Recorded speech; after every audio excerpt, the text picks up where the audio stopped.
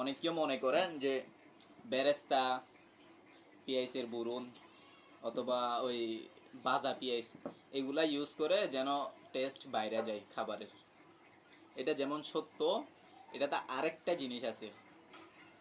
বেরেস্তা ইউজ করলে, পেঁয়াজের বুরুন ইউজ করলে জিনিস এত তাড়াতাড়ি নষ্ট হয় না।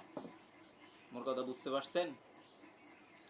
বেরেস্তা যদি ইউজ করেন, খাবার এত তাড়াতাড়ি নষ্ট হয় না। কাঁচা পেঁয়াজ ইউজ করলে যেরকম একটা খাবার তাড়াতাড়ি নষ্ট হয়ে যায়, বেরেস্তা ইউজ করলে তেমন একটা তাড়াতাড়ি খাবার নষ্ট হয় না। এই জন্য ঢাকাইয়া বাবুর্চিরা, সিনিয়র বাবুর্চিরা সবচাইতে বেশি বেরেস্তার প্রতি মনোযোগ দেয়। অনেকেও দেখবেন আলু ভর্তা দিয়েও বেরেস্তা ইউজ করে। এটা এই জন্য ইউজ করে কারণ আলু ভর্তা এটা দীর্ঘক্ষণ পর্যন্ত থাকে। কিন্তু কাঁচা পেঁয়াজ দিয়ে আলু ভর্তা করলে যেরকম একটা টেস্ট হবে, বেরেস্তা দিয়ে মানে করলে এরকম টেস্ট হবে না।